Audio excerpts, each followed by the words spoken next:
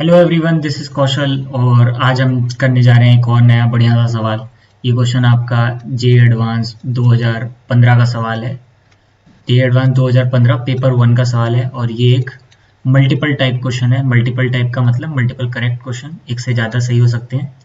ठीक है, तो करने की कोशिश करते हैं। चलिए स्टार्ट करते हैं। सबसे पहले क्या बोला है? सबसे पहले बोला है let X and Y be the two arbitrary 3x3। 3x3 याद रखना, ऑर्डर क्या है? ऑर्डर है 3x3। 3x3 non zero skew symmetric matrix. अच्छा, एक्स जो है, एक्स और वाई दोनों क्या है? स्क्यू सिमेट्रिक मैट्रिक्स हैं। ठीक है, स्क्यू सिमेट्रिक मैट्रिक्स का मतलब क्या होता है? स्क्यू सिमेट्रिक का मतलब होता है उसका ट्रांसपोज कर दूंगा तो माइनस एक्स आ जाएगा। और वाई भी हमारी एक स्क्यू सिमेट्रिक मैट्रिक्स है, तो वाई का भी ट्रांसपोज कर दूंगा तो माइनस वाई आ जाएगा। ठीक है, let Z be an arbitrary 3x3 non zero. इसका भी ऑर्डर जो है वो 3x3 है और ये एक सिमेट्रिक मैट्रिक्स है, यानी जेड का ट्रांसपोज कर दूंगा तो जेड ही आ जाएगा। ये सिमेट्रिक और स्क्यू सिमेट्रिक की डेफिनेशन होती है नॉर्मल। ठीक, फिर आपको क्या बोला है? Then which of the following are skew symmetric. आपको बताना है कौन सा स्क्यू सिमेट्रिक है। आपको स्क्यू सिमेट्रिक पर कमेंट करना है। तो स्क्यू सिमेट्रिक का मतलब कंडीशन क्या होती है स्क्यू सिमेट्रिक की? कि ए ट्रांसपोज माइनस ए आ जाएगा। उस मैट्रिक्स का ट्रांसपोज कर देंगे तो माइनस ए आ जाएगा। ठीक है, चलिए सारे ऑप्शन एक एक करके चेक करते हैं। बहुत सीधा सरल सवाल है। ठीक है, इसमें 2 मिनट से ज़्यादा लगने नहीं चाहिए। सबसे पहले क्या बोला है? फर्स्ट ऑप्शन देखते हैं। ए ऑप्शन क्या कह रहा है? ए ऑप्शन कह रहा है, मैं दूसरा कलर ले लेता हूँ। ए ऑप्शन कह रहा है जेड की पावर 3 वाई की पावर 3 जेड की पावर 4 माइनस जेड की पावर 4 वाई की पावर 3। ठीक है, इसके इस पूरी मैट्रिक्स को चेक करना है। अब हमें पता नहीं है ये मैट्रिक्स क्या है, तो इस मैट्रिक्स का हम कुछ नाम दे देते हैं पी। हम इस मैट्रिक्स का नाम पी दे देते हैं। और अगर हमें चेक करना है कि ये स्क्यू सिमेट्रिक है सिमेट्रिक है, तो सबसे पहले हमें क्या करना पड़ेगा? इसका ट्रांसपोज ले लेते हैं। इसका ट्रांसपोज लेते हैं, तो पी का हमने ट्रांसपोज ले लिया, तो यानी इस पूरी मैट्रिक्स का ट्रांसपोज लेना पड़ेगा। ठीक है, इस पूरी मैट्रिक्स का हमने ट्रांसपोज लिया। अब ट्रांसपोज की प्रॉपर्टी होती है कि सेपरेट हो जाता है ट्रांसपोज। तो y की पावर 3 z की पावर 4 इस पूरे का ट्रांसपोज अलग हो जाएगा, माइनस z की पावर 4 y की पावर 3 इसका ट्रांसपोज अलग हो जाएगा। ठीक है, अब देखो यार, अब हमने एक प्रॉपर्टी और पढ़ी थी यार ट्रांसपोज की। क्या थी? मैं यहाँ पर लिख दे रहा हूँ कि ए बी अगर दो मैट्रिक्स मल्टीप्लाई हो रही है उसका ट्रांसपोज कर रहे हैं तो ये हो जाता है बी ट्रांसपोज ए ट्रांसपोज, कि बी का ट्रांसपोज पहले आ जाता है फिर ए का ट्रांसपोज आता है। ठीक है, तो यहाँ पर भी ये मैट्रिक्स दोनों मल्टीप्लाई हो रही है, तो यानी जेड की पावर 4 का ट्रांसपोज पहले हो जाएगा और वाई की पावर 3 का ट्रांसपोज बाद में हो जाएगा। सेम यहाँ पर वही, यहाँ पर जेड की पावर 3 का ट्रांसपोज पहले आ जाएगा और जेड की पावर 4 का ट्रांसपोज बाद में आ जाएगा। ठीक, और हमें पता है यार ट्रांसपोज पावर इंटरचेंज हो सकते हैं, मतलब इसको लिख सकते हैं जेड का ट्रांसपोज की पावर 4 और इसको लिख सकते हैं वाई का ट्रांसपोज की पावर 3। इसको लिख सकते हैं वाई की ट्रांसपोज की पावर 3 और इसको लिख सकते हैं जेड की ट्रांसपोज की पावर 4। ठीक, और अगर हम ध्यान से देखें तो ये जेड का ट्रांसपोज, जेड हमारा क्या है? एक सिमेट्रिक मैट्रिक्स है, तो जेड का ट्रांसपोज जेड ही हो गया, उसकी पावर 4 होगी। वाई का ट्रांसपोज, वाई क्या है? माइनस वाई है, तो यहाँ पर माइनस वाई, उसका क्यूब करेंगे तो माइनस वाई क्यूब हो जाएगा। ठीक है, अभी मैं क्यूब नहीं कर रहा हूँ, अब क्यूब करूंगा इसका। वाई ट्रांसपोज क्या है? माइनस वाई क्यूब और जेड ट्रांसपोज क्या है? जेड की पावर 4। तो ये हमारा मैट्रिक्स क्या आ गया? ये आ गया माइनस जेड की पावर 4 वाई की पावर 3 और ये माइनस माइनस क्या हो जाएगा? प्लस हो जाएगा, तो वाई की पावर 3 जेड की पावर 4। ठीक है, तो ये प्लस वाली टर्म है, इसको मैं पहले लिख देता हूँ। तो पहले लिख दिया, तो वाई की पावर 3 और z की पावर 4 माइनस जेड की पावर 4 y की पावर 3। तो हमारा कुल मिला के ये आ गया। और ध्यान से इसको और p को कंपेयर करो। p क्या है? ध्यान से देखो, p भी यही है पूरा का पूरा। तो p भी अगर यही है तो क्या लिख सकता हूँ? p ट्रांसपोज p के बराबर ही आ गया। अगर p ट्रांसपोज p के बराबर आ गया, इसका मतलब क्या है? ये जो मैट्रिक्स है ये हमारी स्क्यू सिमेट्रिक है सिमेट्रिक है? ये हमारी सिमेट्रिक मैट्रिक्स है। पर हमें क्या बताना है? हमें तो बताना है स्क्यू सिमेट्रिक, क्योंकि क्वेश्चन में बोला है स्क्यू सिमेट्रिक बताओ, तो पहला ऑप्शन गलत हो गया हमारे लिए। ठीक है, हमें बस ऐसे ही चेक करना है हर एक ऑप्शन को। बी ऑप्शन पे आते हैं। बी ऑप्शन क्या कह रहा है? बी ऑप्शन कह रहा है, इस मैट्रिक्स की बात करते हैं तो इस मैट्रिक्स का कुछ नाम रख देते हैं। क्यू नाम रख दिया इस मैट्रिक्स का। जेड की पावर 44 प्लस वाई की पावर 44। ये पावर कुछ भी हो, घबराने की कोई जरूरत है ही नहीं।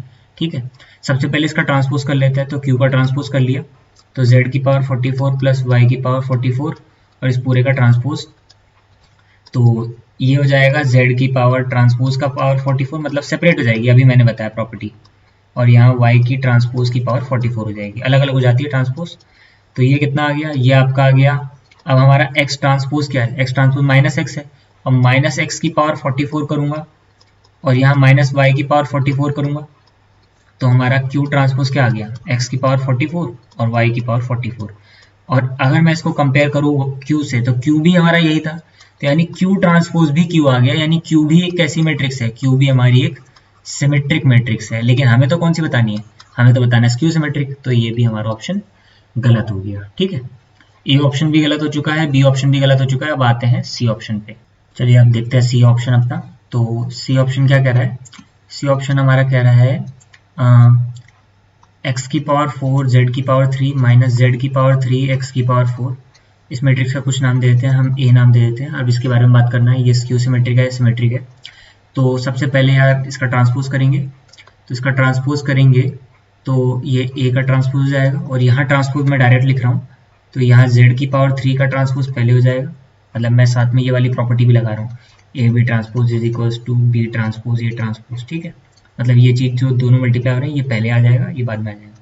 तो एक्स की पावर 4 का ट्रांसपोज माइनस जेड की पावर 3 बाद में आ जाएगी, एक्स की पावर 4 पहले आ जाएगी और जेड की पावर 3 बाद में आ जाएगी। ठीक है,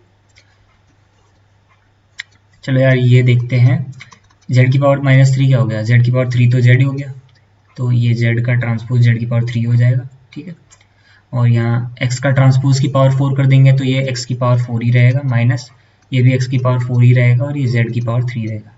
अब इसको कंपेयर अगर करूँ मैं a से, तो ध्यान से देखो, a है x की पावर 4 z की पावर 3 माइनस z की पावर 3 x की पावर 4।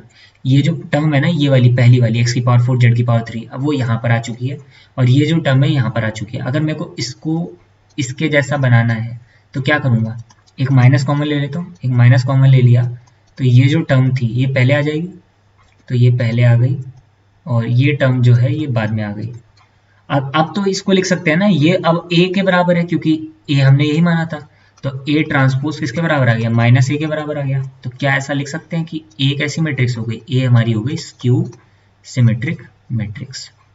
ठीक है, तो ये हमारा ऑप्शन सी सही हो गया, ऑप्शन सी सही हो गया, ए भी गलत हो चुका था। अब लास्ट बात करते हैं डी ऑप्शन के बारे में। डी ऑप्शन क्या है, एक्स की पावर 23 प्लस वाई की पावर 23।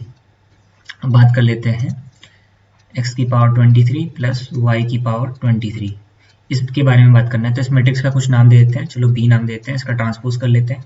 ट्रांसपोज किया तो x की पावर 23 का ट्रांसपोज हो गया प्लस y की पावर 23 का ट्रांसपोज हो गया।